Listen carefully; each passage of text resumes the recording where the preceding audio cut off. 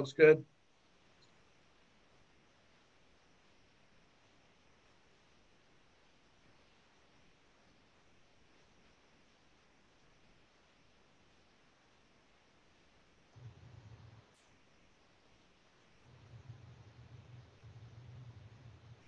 Okay. Ready to go, Jack? Yes, we are ready to go. Well, welcome everybody. Thank you for joining us tonight. In the last week, Avon Lake City Schools has hosted 5 Zoom, Facebook Live, interactive opportunities for staff, parents, and community members to discuss things that are going on in the crisis. We've had over 1,000 people attend those meetings, so we've been really excited about it. They've covered a variety of topics. Jack and I have facilitated 3 meetings with our parents and community members about our school opening plan. David Covell met with us yesterday morning and talked about COVID-19 and specifically about mitigating the spread of the virus in the community and schools. And we met with about 280 of our staff members a week ago, again, to discuss the school opening. Tonight, we've got Representative Gail Manning and Senator Nathan Manning with us. This is something, and you've heard me say this many, many times, we can't do this by ourselves. If we're going to get through this, current crisis and get to the end of the COVID-19 issue, we're going to have to work together. And another very, very important part of that puzzle is the legislature and what goes on down in Columbus. So Gail, Nathan, welcome. Thank you for being with us this evening. Thank you for having us. Yeah, thank you for having us. In normal times, what goes on in Columbus has a tremendous effect on school systems and cities, where we live, Avon Lake, around the state. And a lot of people will automatically jump to, funding. It's what they do with funding down in Columbus. Gail, you and Nathan and I all know that policies probably affect us as much, if not more, than the funding piece does. And all of those are things that really fall into your laps as legislators.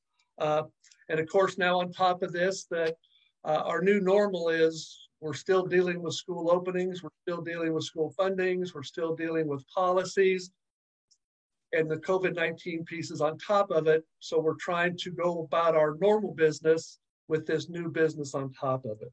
So that's really why we're here tonight. We want to sort of cover what's going on, get the insider's view of what's going down in Columbus. And Nathan, I'm sorry, but in my household, my mom gets to go first. So we will hand it off to Gail first. And if Gail, if you could just sort of introduce yourself to everybody, how long you've been doing this, and give a little bit of your history, and talk to us about what's going on in the House of Representatives down in Columbus. Thanks. And first, I'd like to thank Superintendent Scott, and he has talked about doing this for a good month, asking us if we would be happy to join him. And we also had a mother that reached out to us, and she had said that several moms would, our parents were going to come down to Columbus, and we said that certainly isn't necessary. And somehow this evolved into this evening. So, I want to thank you for, making sure that your community is always involved in decisions that are being made. This isn't happening in other counties. And even in our county, a lot of them aren't doing the Zooms like this. And I think it's a great way of keeping parents informed. I was a classroom teacher for 37 years. I taught younger kids, 2nd through 4th grade, basically. Did some subbing after I retired in 2009 and enjoyed that, really enjoyed the high school, though I must say I did sub 3 times in middle school and thought by the 3rd time, okay, the face doesn't work anymore. And, all those little things you use on 3rd graders did not work with middle school. So my respect for anybody that teaches middle school is a different type of life. Ran for and been in the Senate. I served, we are term limited. So I served 8 years in the Senate. Was vice chair of education for a while and on the committee, and I've always been on education committee. Never quite made it to chair. They always put me as chair of transportation or commerce and labor, all these weird things, and I've never been able to be chair of education, which I would truly enjoy. But so that's a little bit about myself. Went to public schools, graduated from Brookside. My kids both went to public schools. My grandkids go to public schools. I am a true believer in what public schools do. But yeah, it's quite interesting to be on, being a teacher. I used to complain that I thought the superintendent were making all of these changes, all assigned to policy, and then found out when I had this job. That's not the case. It's people in the legislation. So let me talk a little bit about what's going on in the House. You probably have heard recently of some things that have happened. We had our speaker arrested, and federal charges have been brought against him. I'm sure you've heard about that. Speaker Householder, he is no longer speaker. We went down and voted him out. I did not vote for him the first time. We did have a contested speaker race, and I voted for Speaker Smith, who was the speaker at the time, a very good man, who is now left and president of a community college. We now voted in Speaker Cupp, and he has been around for a long time, started in the Senate. He was a appellate judge. He was a Ohio Supreme Court justice for a long time and is in the House right now. And he's our new speaker, and I'm very excited about that. So that's what's been going on. And it's kind of put us in a problem of trying to get some things solved, but we're now working. I know I have a meeting with him on Friday, and we're going to talk about policy that's important to me that I want to see moved. And I so appreciate Speaker Cupp reaching out to me on that. So that's what's going on right now. Some of the other things that are going on, I know I was supposed to talk about COVID related. Is this a good time, Bob, to talk about that? I just continue along. Why don't we let Nathan go first and introduce himself, okay. And we'll come back and we can just go back and forth talking about things that are probably fairly interrelated whether it's the House or the Senate, because they both have to get them passed to get them to us. That's right. So I guess I'll go then. I'm Nathan Manning, State Senator for the 13th District that covers all of Lorain County and all of Huron County. I started off, I went to North Ridgeville High School, went down to Denison University in Granville, then off to Capital Law School, came back up and started a law firm with my sister Allison, right in North Ridgeville there. And then I became a part-time prosecutor for the city of North Ridgeville, which is a job I truly loved. And then somehow got talked in the running for state rep when it was an open seat. Representative Lundy was term limited, became county commissioner, ran for that seat and won, served 2 terms there, and now over in the Senate, serving my first term. So just finishing up my second year here. I have a criminal justice background, so I was vice chair of judiciary, then moved to chair of criminal justice, and now over in the Senate, I'm vice chair of judiciary again, and chair of local government and public safety and veteran affairs. I've served on education committee every single year. I keep asking for it because obviously you just heard from my mom, who was a public school teacher for 37 years, and my wife is a teacher at Lakewood High School. So she's going through a lot of the same things that Avon Lake is going through right now. But public education is certainly very important to me and something that I focus on in the legislature along with criminal justice issues. So that's a little bit about me.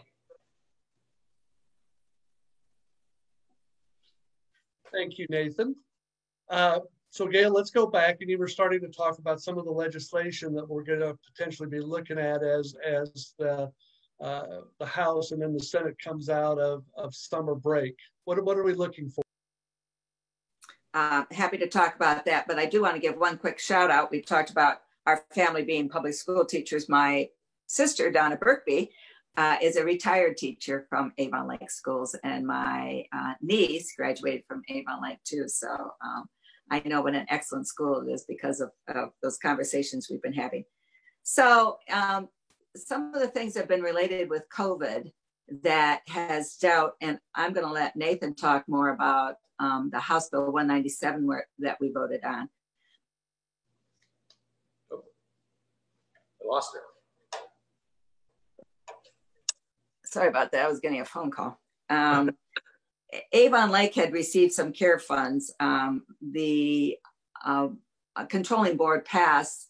CARE funds came over. $100 million went to the schools. $200 million went to higher ed.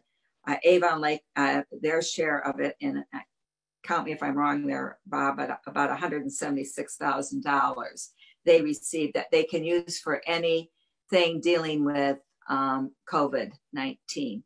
So, if they want to put up plastic barriers or, cleaning supplies, things like that. I'm certain that $176,000 is probably not enough, but as you know, the state can't print money, only the federal government can. So we looked at the federal government to maybe doing that again.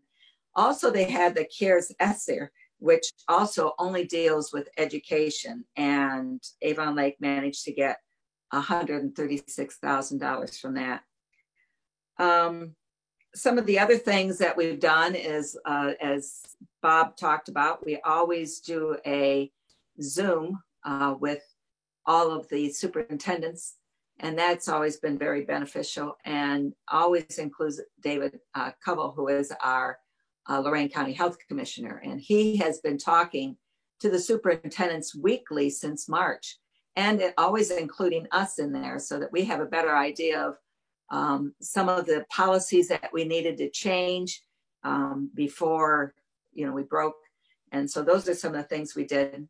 I also was just on a Zoom call yesterday with University Hospital.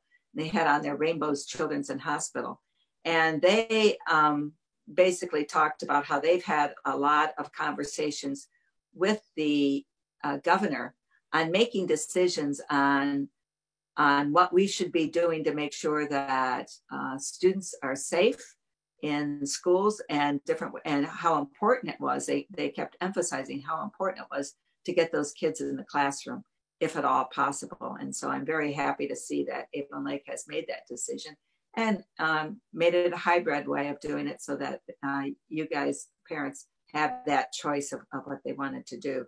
So I'll let Nathan talk a little bit more about some of the different things that we've done back and forth that has passed the House and the Senate. And I'll jump in between you guys. And we were supposed to have a couple other people with us tonight, but again, they're very, very busy people and ended up getting called away to other meetings. But David Covell, who is the Commissioner of Lorain County Public Health, has been so instrumental to helping us get our plan together, and really across the county with all kinds of businesses and organizations doing that.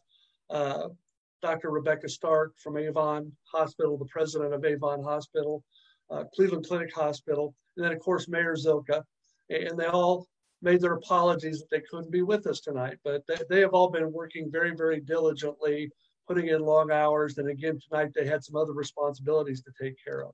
So we appreciate everything they're doing.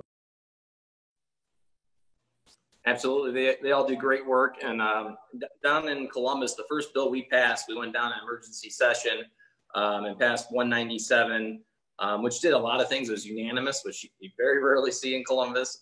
A lot of times we have bipartisan bills, but usually you find somebody voting no for one reason or another. And we were able to get a lot done in 197, in House Bill 197, and some of it is moot because it's already passed. We extended the income tax deadline. We handled that was during, if you remember, during the election, the primary election. We extended absentee voting by mail, funding to small businesses. We allowed local governments to be able to hold public meetings remotely via Zoom. And we did a lot of education things that I'll save for later when we talk a little bit more about education specific.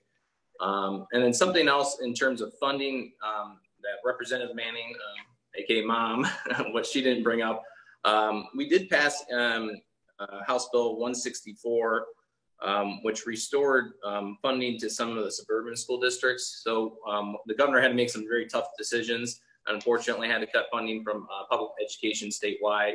And we saw that a a lot of school districts, or a few school districts, I guess, were hit a little bit harder. Avon Lake was certainly one of those. So over in the Senate, we were able to add more money into the general revenue fund. And I believe Avon Lake received an additional $355,000 in that amendment, 24 million total from GRF for the 2020 school year. And it should be noted that although they received, you guys received 355,000, we did lose originally 808,000 in that original cut. So we just tried to make some of the school districts like Avon Lake that were hit a little bit harder, I guess lessen the pain a little bit from that huge cut. Some of the other COVID, related bills that we're seeing down there is a lot of different ones. A lot of people have heard about Senate Bill 1, which was an amendment put in by the House that really restricted some of the executive orders. The Senate, we did not concur on that. It was unanimous. Although many people might agree one way or the other, we felt that there was issues that need to be worked out. So that turned into Senate Bill, at least on the Senate side, Senate Bill 311, which is still working its way through the process, which looks at basically checks and balances. And a lot of people are on both sides of this issue on either supporting Governor DeWine or not supporting some of those executive actions. So we're trying to balance that where there's checks and balances, where there is input from the legislature, but at the same time, we realize there's a need for executive action because guess what? The executive action is a lot quicker than the legislative process goes. And that's on purpose. Obviously, legislative process, we want to be very deliberate, have a lot of hearings, hear from, testimony, sponsor testimony, interested party testimony. We're trying to work out those differences right now, work with the House, with the new speaker, and even the governor on some of those issues. Another bill you might have heard about is Senate Bill 55. This actually reduced penalties, and it passed both the House and the Senate. It reduced penalties if you had a violation of a health order. So basically, it was making it a fine rather than facing an M2. This was vetoed by the governor. So now there's discussions, talking about what the process is and whether or not we should override that veto or whether we should just let it stand and let the bill die. So those are really the COVID, non-education COVID-19 legislation that's going on in Columbus. Obviously, there's a lot of discussions on very many subjects related to COVID-19, but those are most of the bills that we've been discussing. Nathan, I do want to appreciate, what both of you did in support of bringing back some of those dollars that were cut from us. And we understand the situation with the loss of revenue for the state. Everybody does, and everybody is understanding. But a school like Avon Lake City Schools, we lost 27% of our state funding in that cut. And we appreciate the fact that everybody stepped up and, even though we didn't get it all back, we got a substantial amount back that will really help us this year and into the future. So thank you for doing that. That was very, very important. And I know it was not easy.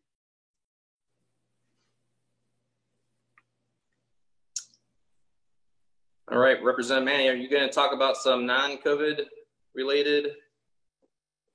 Happy to. Is that working to your schedule, Bob? All right. Well, some of the non-COVID things that we've been working on. A lot of people have talked about House Bill 6, which is the reason that we ended up in the situation of having householder arrested. And that is the one for the nuclear plants. And I'll tell you, when that was over in the House, it was overwhelmingly getting emails and phone calls from people in my district that told me to vote no for it, which I did do. But there is a bill out there now to repeal House Bill 6. I have signed on to repeal that. And then they may look at different ways of trying to help those nuclear plants in a different way later on. That's something that we'll have to look at. Some of the other things that have come out because of this is we've been batting around telehealth and telemedicine and trying to figure out if this is a great way of communicating with your doctor, or isn't it? And how should it be funded? Should it be funded at the same level, a lower level? So those are discussions that we've been having. But with the COVID, we decided as an emergency, we did do that. So some of you may have participated in that. I know I did. And, I was pleasantly surprised. I was supposed to have my annual physical in April, and obviously you couldn't get in to see your doctor, but at least, we did have a conversation. And I recently did get the annual thing, but she had a lot of the information already. So that, is helpful. So that's something we're going to have to look at. So always weigh in and let us know where you are on that. I also carried House Bill 11. It was a bipartisan bill. I carried it with somebody from legislator from the Cleveland area. And that basically deals with infant mortality. That has been signed into law, and that will help with infant mortality, a number that is extremely high in Ohio. Though I must say, under Dave Cavell, it has dropped significantly. And when I talked to him about it, it was because basically getting groups to not work in silos, but to work together. And it just shows you having those types of communications are so very important. So we've kind of brought that number down in Lorain County.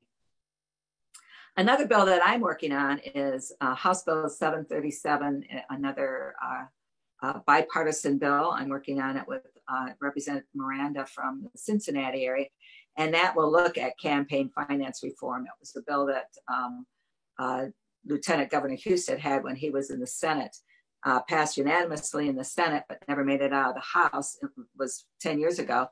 And I think if we would have had that, we wouldn't have had the issues that we had with Householder. So I'm looking forward to getting that passed before the GA is over. Another bill I have is 741, and that is somebody that is convicted of a felony, an elected official that's convicted of a felony for more difficult crimes like extortion. They would lose their retirement funds, the part that the state pays into it. So they would not be able to get that. So I'm hoping that does also. One of the other things that we usually have this time of year that I was hoping Mayor Zilka would be on. So I know I talked to him more about this than because it's not school related, but that is the capital budget that we've always done. In the last 5 years, we brought about $500,000 back to Avon Lake, working with the city council, the mayor, and some of the nonprofits and helping out in different ways with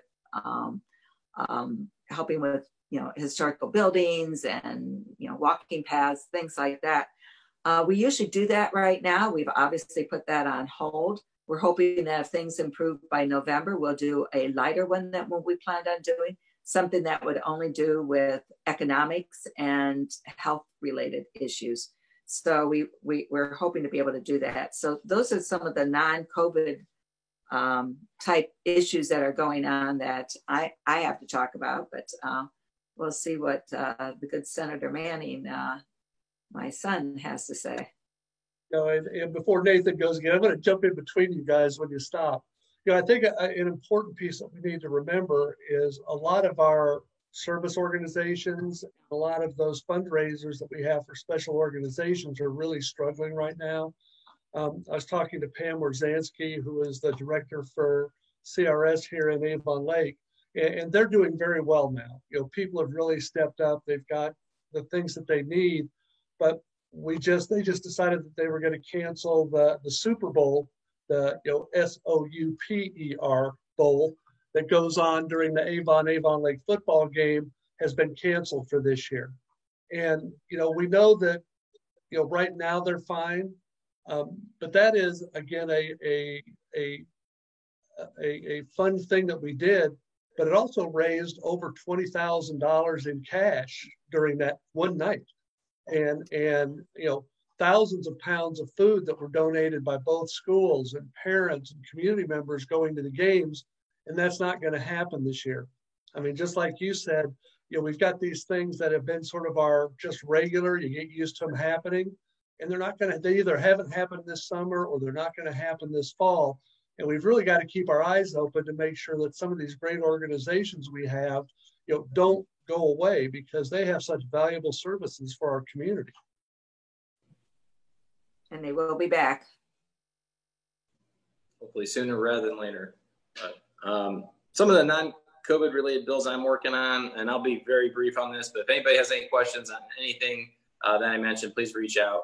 With my criminal justice background, I'm working on a lot of criminal justice reform bills. I'm working on open meetings laws, a voter registration bill that will make it easier and more streamlined for registering the vote. A limited liability company bill.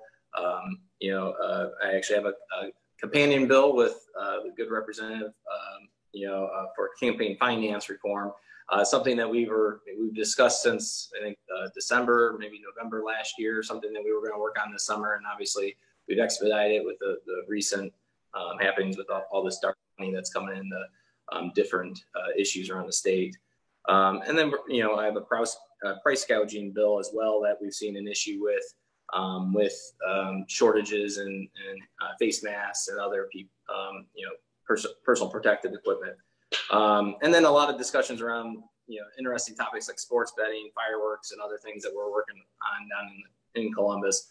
But one of the bills I am working on that is related to schools is extending the House Bill 197 provisions for education. I'm working on with Senator Fetter. She's the Democrat ranking member on the education committee, so has a lot of experience, a former teacher. So I'm glad to work with her, bipartisan bill. And basically it's extending what we did last school year to this school year.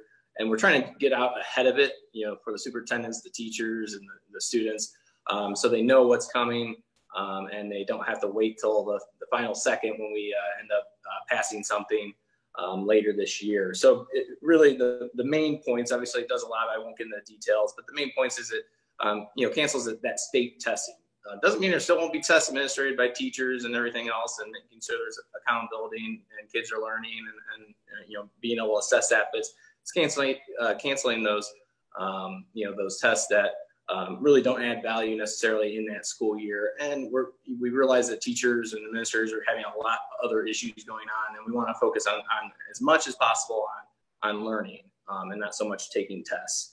And that goes into also the third grade reading guarantee, where we'll get rid of that as well for this coming school year. And then report cards for the school districts. Obviously, a lot of that comes from the standardized tests. So we would cancel those district-wide report cards for another school year. And then teacher evaluations. That's another thing that some of that depends on tests. We've gotten rid of a lot of that in recent years. But just the evaluation process, allowing the superintendents to do what they think is best for their school district, giving that local control back and less mandates from the state. That's all I have. Nathan, and that's a great bill, and we talk about that every day. We finished our survey to see who was going to go to remote learning, and we're at about 17%. About 640 students are going to be online, full online. So we, in the last week, we have been focused on now developing new classes, developing new schedules at the middle school and high school, getting our rooms in shape so we can social distance and do the things we need to do. The kinds of things that you're talking about, and of course they cause me some angst anyway. You know how much I like state standardized testing in general. But it really, we need to take things off of our teachers' plates, because they need to be worried about, teaching kids. They need to be worried more than ever about our kids' social emotional state. There's going to be a lot of angst and stress as they come in, and those things will go a long way to help us start the year much calmer with as far as the teachers going and what their responsibilities are. So thank you for doing that. Absolutely. And a lot of that bill, quite frankly, obviously collaboration with Senator Fetter and obviously everybody that worked on 197, but having those weekly, phone calls with the superintendents and Health Commissioner Dave Covell, I realized that it's so important to get out in front of it and give you guys the flexibility for this school year rather than waiting until near the end of the school year.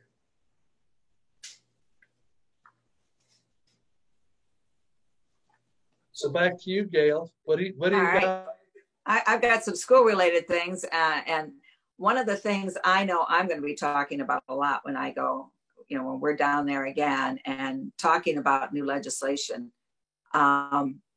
we trust our schools now, and we trust them to make these decisions. And we believe in local control. And I think what we need to do is return a lot of these things, teacher evaluations, all those kinds of things, back to the local schools so that they can make those decisions and know what's best for their students. So some of the things that I always work on with school related, a lot of my bills are usually school related because of my background in education, and that's what I always feel more comfortable in, and that's what people probably talk to me a lot about it. But one of the bills that just passed, had passed out of the Senate or out of the House and just recently passed out of the Senate, it did make some changes, so we'll have to concur on it. It's House Bill 123, which was my bill. And that basically is made sure that we're looking at the safety of the students and the faculty. And we are also looking at the mental health of the students in that bill. And, some of the things it does is like, it codifies the governor had put in a tip line. It codifies so that nobody can change that there will be a tip line that somebody can call in if they're worried about something, what's going on in the schools. It also deals with making sure that children have a better idea, that we look at better ways of including children that may be socially isolated. And so those are some of the things they're doing. One of the other bills I had, House Bill 239, it's passed out of the House, it's over in the Senate. It does exactly what Bob was talking about, trying to get a lot of our state tests we have to have because of the federal government. So you always have to ask for a waiver if you don't want to do their tests. But we test more than what the federal government asks us to test. So we've gotten rid of a couple of the tests, two of the tests, to take it down to almost what the federal government requires. I believe we have a couple of the third grade tests are still not federally mandated, but state mandated. So I'd certainly like to get rid of those also.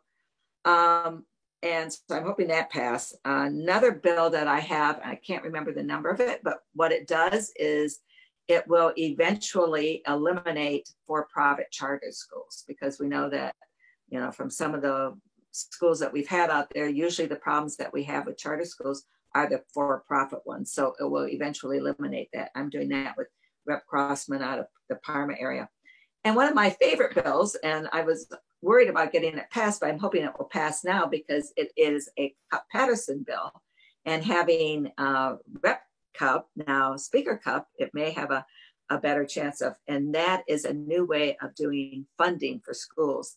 It increases funding, but one of the things that I know Speaker Cupp has talked about is delaying that until our economy improves, but it will increase it so much because we've often heard about how the funding is so complicated that, no one can understand it. I think probably the treasurer and the superintendent are about it, but many of us have difficulty understanding exactly how it works. It really simplifies it. It makes more of the funding coming out of the state than the locals, and I think that's extremely important. So I'm hoping that this bipartisan bill will get passed. It hasn't been voted on the floor yet, but it's had, I don't know, like 15 hearings already in finance committee. So that's what I'm looking forward to seeing happen before we break for the next GA in December.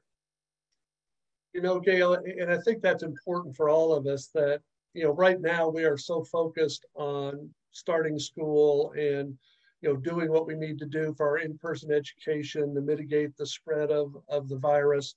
We still have a bigger world out there that we have to live in, and we have to be able to be ready. Like Nathan said earlier, at some point we're going to get a vaccine. At some point the virus is going to end and the crisis is going to end, and we need to be able to step up and go where we need to go at that point. And things like the Cupp-Patterson bill, and the pieces that I like of it, and if Autumn String is on here somewhere as our treasurer, we'll start talking about caps and all those things that our treasurers want to talk about. But we're a caps district. Avon Lake City Schools loves Cupp-Patterson because it gets rid of caps, and you're actually funded for the number of kids that you have in your school and not some arbitrary number that was 10 years ago. And then you talked about charter schools, and it will fund charter schools separately. Those are the things that drive us nuts is we get about $800 per student from the state. But if somebody goes to a charter school who lives in Avon Lake, I've got to send $6,400 after that child to the charter school. So we basically give $400,000 a year just of local money for that. And this isn't for charter schools or against charter schools, but just fund them correctly. Don't take locally voted tax dollars away from the school system. So that's going to be a great bill, and it needs to get is getting legs. Is that the right word? Yes, it's getting legs. Parlance. It needs to have legs.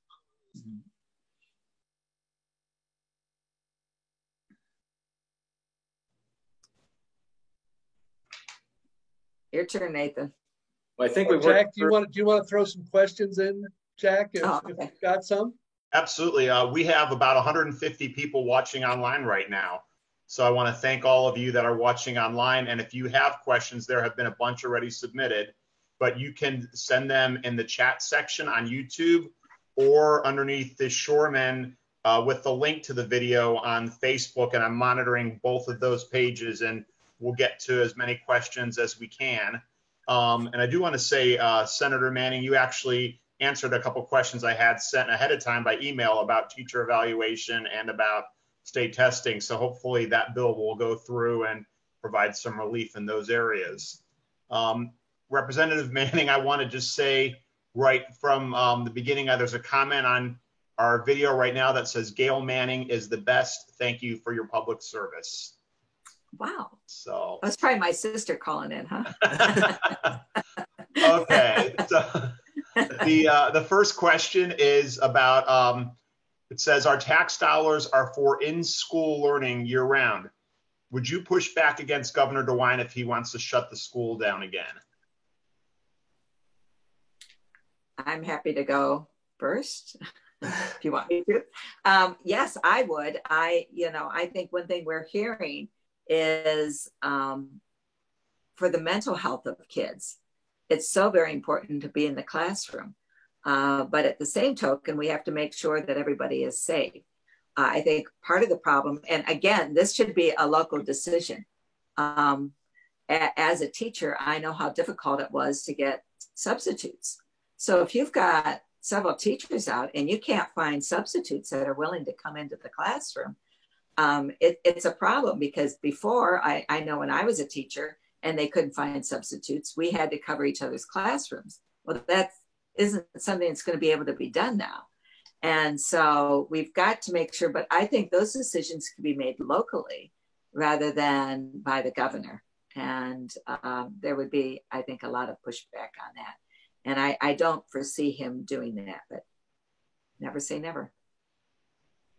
And I would agree. I actually co-sponsored Senate Bill 320 by Senator Huffman.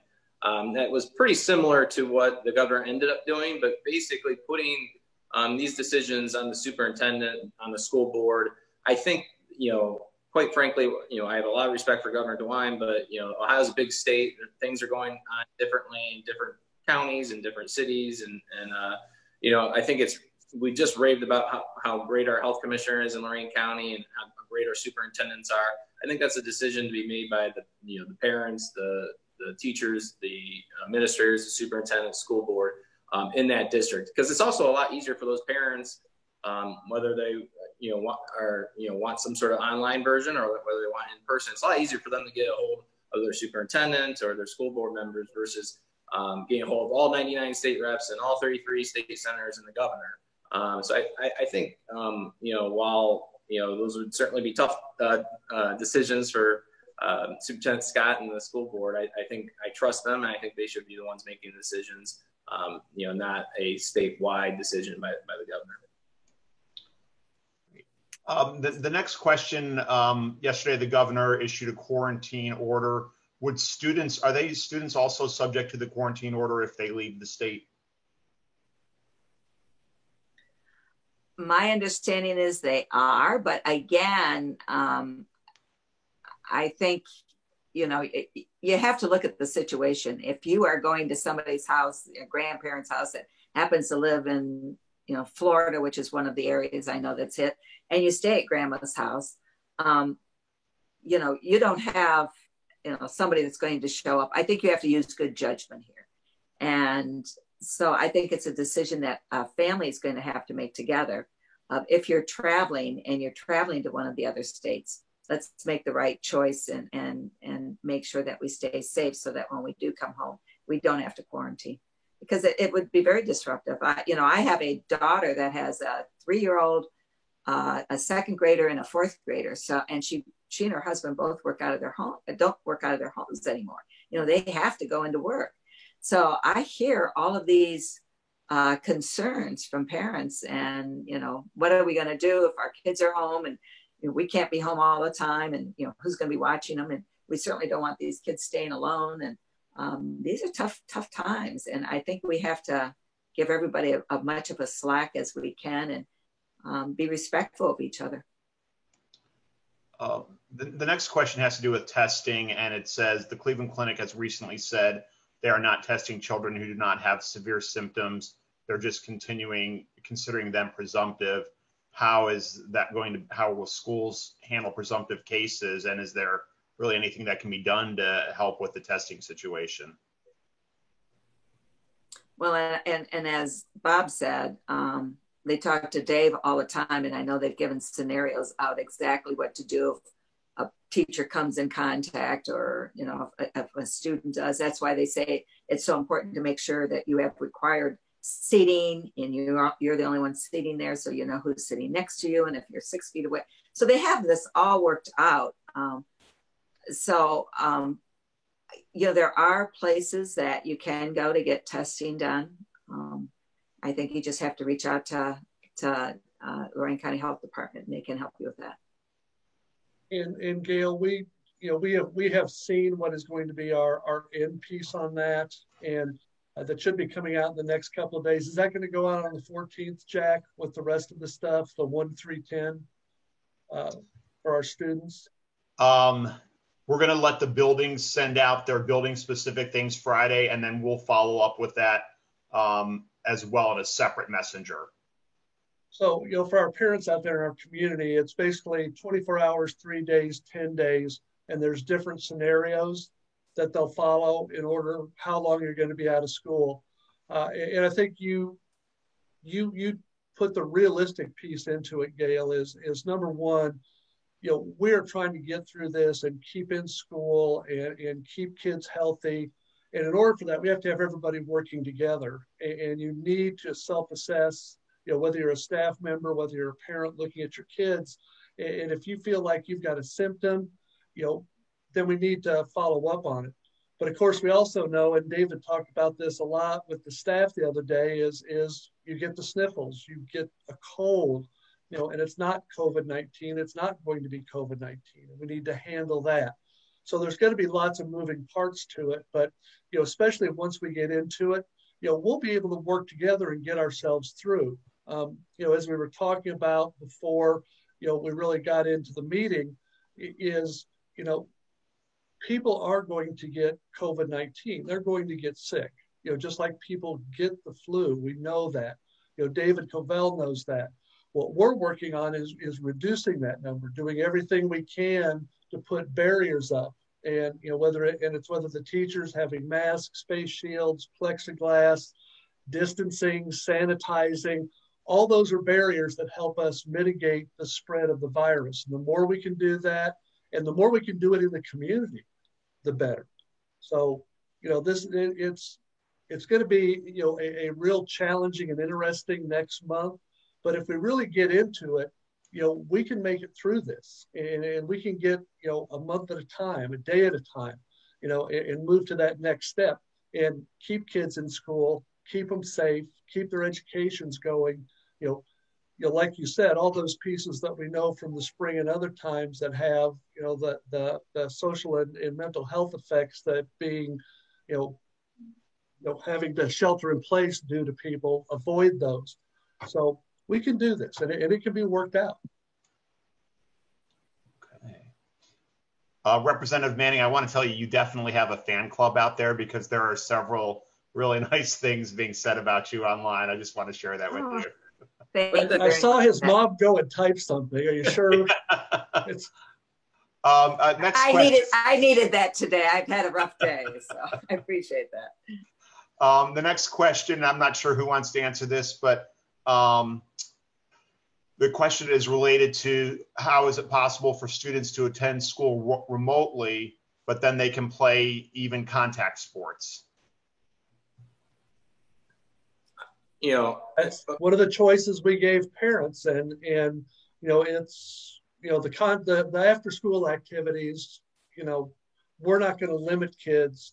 You know, we don't do that normally. Like right now, if you homeschool your kids, those students can still come and play football after school and take part in clubs and those things.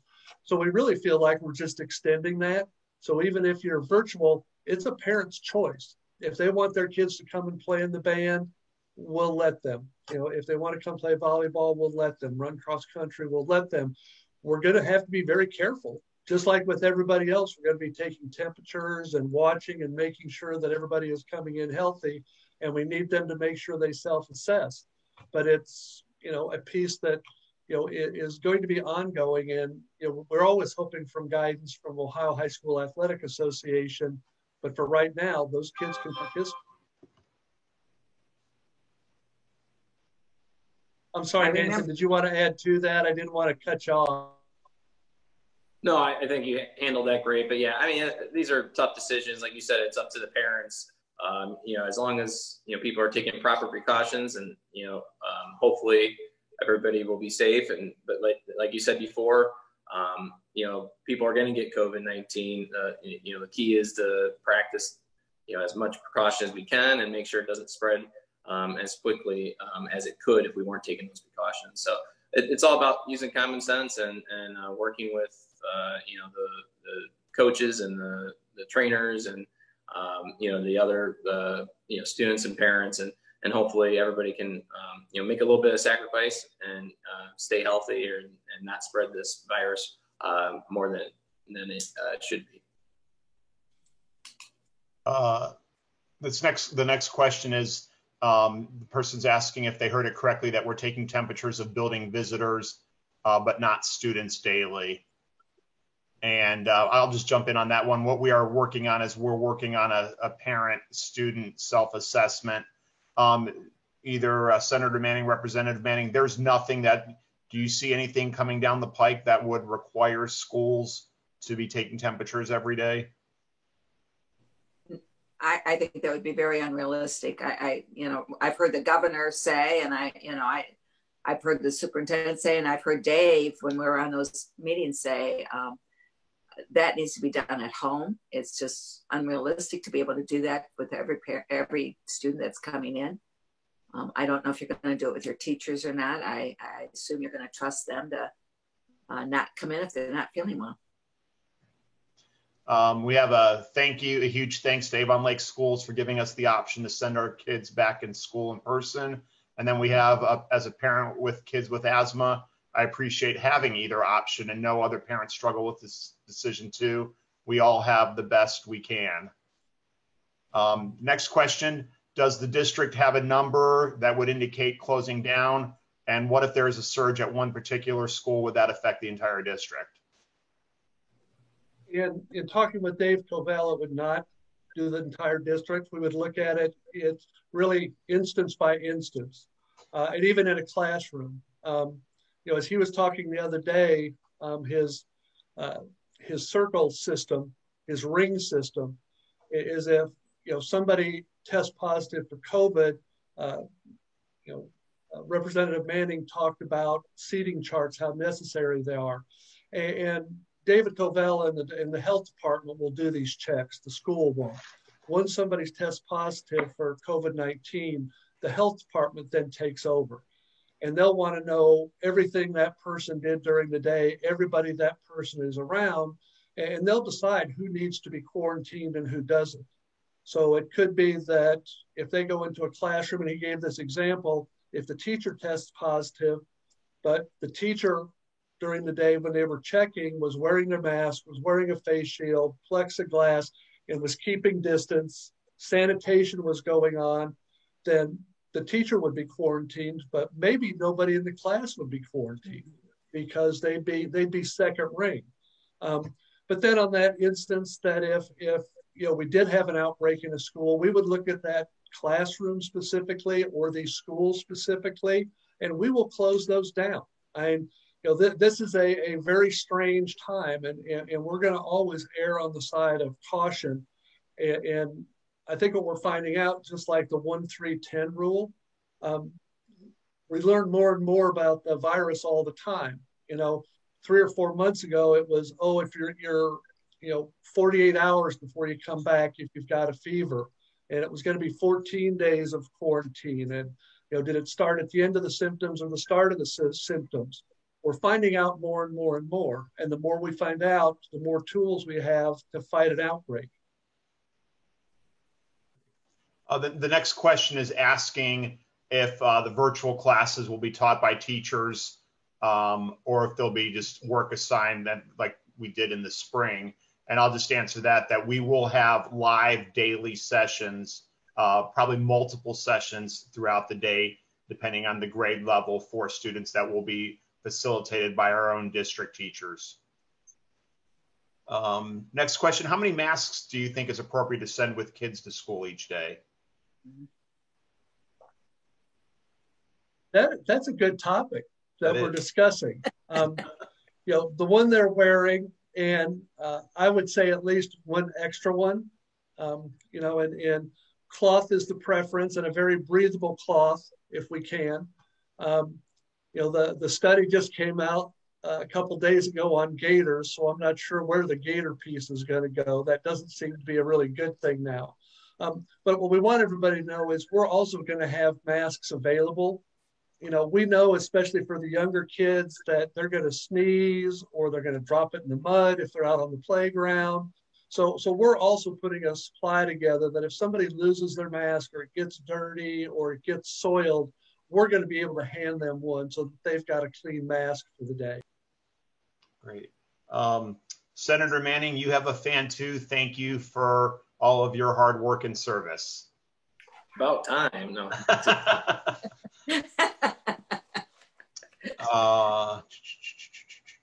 This one is thanking you, Mr. Scott, for advocating for in-person school. Please increase kindergarten. And what's the plan to prevent excessive call-offs from teachers? Also, cameras on all school buses should be mandatory. Wow.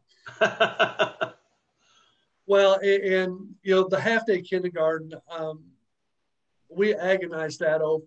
It was months that we agonized. Jack was starting to go crazy as I kept having him go out measuring classrooms to see how much space we had. And in the end, we could not have everybody back in person the way we're attempting to do it right now, because we just wouldn't have had the space if we had all day, every day kindergarten in the elementary buildings. It just wouldn't have worked. We wouldn't have been able to social distance. We want to get back to that as soon as we can. So again, part of that is we've all got to work together and try to mitigate this so that we can get back to our normal, and we can go back to full day, everyday kindergarten for those people that really need it. Cameras on the bus, I can't answer that one. I know we've got a lot. I know all the new buses come automatically with cameras. I don't disagree with you. We're working all the time. I know last year we have outside cameras, and we're also adding inside cameras at this time. So hopefully we'll get there on the buses and cameras. What was the other part, Jack? The teacher call-offs. And Gail, you brought this up earlier that, that's one of the issues that we're working with right now. And we're working with, having people, we do Rachel Wixie for our certified staff subs. We're working with them. We're discussing right now the possibility of even having a couple of subs in the district that we can move around any given day. We're going to have lots for people to do. So that is definitely an issue that we know is going to come. And just like in the regular school year, and Gail, you know this from when you were a teacher, a a lot of those things can be planned. We've got a lot of teachers who are parents, and when that little one wakes up at 6 o'clock in the morning and walks into your bedroom and vomits all over the carpet, you're not coming to school in an hour. That's sort of your life. And we need to be able to take care of that. So, we're working on it. We're getting, that's one of the plans that we're itemizing right now. Okay. The next one is I'll answer is about teacher training to make a welcoming environment for kids, especially in younger grades. It's hard to imagine no hugs, etc. And we're in the middle of 2 weeks of professional development where we have 24 different courses that we're offering. We're also going to be doing some collaboration and teacher training and planning the week of August 24th before we start. And a little plug, if you watch Channel 19, I can't remember if it's tomorrow or Friday, but I actually was interviewed by Jen Picano, who had heard about some of the teacher trainings that we were doing. And there's a story coming on Channel 19 News about it coming up at the end of this week. Hey, Jack, why don't you mention the parent training? Oh, absolutely. So and this will be coming out the week of August 24th. We'll be having on-demand training for parents. There's 7 different videos that we'll be putting together, and they'll be just live, and you'll be able to access them at any time that you want to learn more about things like Google Classroom, monitoring your child's social emotional health, how to help your child be organized, what is single sign-on, just a variety of things that will help make it a better year for your kids. And I do. Yes, Jack and some of his staff are becoming YouTube influencers. You'll be able to get their autographs and stuff here pretty soon. I want to be like that. Go ahead. So is that only for the Avon Lake? My daughter would benefit from some of those. I'll send you the link. I'll send you the link. How's that? I have your assistant's email address. I'll forward it on to her. Don't tell her, Nathan. Mr. Scott, I'm going to turn it back over to you. I know we still have a few more questions, but I also notice we're running out of time. So if we want to do any closing comments from everyone. You're muted. Muted. Sorry, Jack. I forgot to push my bar. If we've got extra questions, we'll be able to get them answered, Jack, and get those posted somewhere, do you think? Sure. All right. And really, I just want to thank everybody. This has been quite a journey, and we're right in the middle of it right now. And I want to go back to what I said before is there are a lot of moving parts and a lot of pieces to this puzzle. And right now, Avon Lake City Schools and myself are so blessed that we've got an outstanding staff. They do a great job. In the end, just like it is in a normal year, it ends up in their hands in the classroom with the kids every day. And we're going to do everything we can to make that successful, both academically and health-wise this year. So I need to thank the staff. I need to thank our community. I need to thank my administrators. The administrative team at Avon Lake City Schools has been tremendous. Mayor Zilka, who's not here, of course, tonight, but would want to be here. The city's helping us out. Like I said, Dr. Stark, David Covell, our great representatives, Nathan and Gail. You do so much to help us because it's going to take us all to get this done. We're in a good spot. We've got a long way to go, but I know we can get there if we do it together. Gail, why don't you start, and then Nathan, you can go, and then we'll sign off. And thank you again for having us, and thanks for everybody who's listening. It's a journey that eventually will go back to normal, and we're all looking forward to that day. But I think we have to kind of understand and respect each other. Avon Lake does a great job of keeping everybody informed. I know Bob does a great job of making sure that anything that we're looking at passing or whatever, he always weighs in, and we appreciate that. I loved being a teacher. I would not want to be a teacher right now. I know I have friends that are teachers, and they talk about, especially, like I taught 2nd and 3rd grade, and they talk about how their classroom is set up so differently now, and it's not that friendly. But, I know one of the things they're suggesting that you do is you get outside more and have outside classrooms. And that was one of the things I did a lot and loved having outside classrooms. So you have to look at the bright side of this, and it will end someday and we'll all go back to normal. And I think we'll all look back at this and have some good stories to tell. So thanks for having us. Thanks, Jack. Thanks, Bob, for having us. This is great. Thank you for everybody that was listening or watching. Please continue to reach out to us. We have great people working in Columbus. Heather and Kate work in my office, and they get back to you right away, whether it's through email, phone call, and they keep adding to my list of people call back. But I love hearing from everyone and love hearing your input. I know this is difficult times. I know it's not going to be easy, but Avon Lake's in great hands with Superintendent Scott and the school board and all the teachers and administrators. So stick to it, and we'll get through this. Thank you, everyone who's been viewing on YouTube. I'm going through most of the questions that were left were school district questions, and I'm going through and answering them in the YouTube chat. So the answers will be up there if you just want to go back to that page in the future. I'm about halfway through right now. So thank you, Senator Manning. Thank you, Representative Manning. Thank you, Mr. Scott. And thank you, everyone, for participating in our Avon Lake Town Hall. You can't get away from this, Jack. Jack is, we need to give Jack a round of applause. He has become our master at Zoom. So thank you, Jack. Great job. Thank you. Well done. Well done. All right. And that is the end of our live broadcast.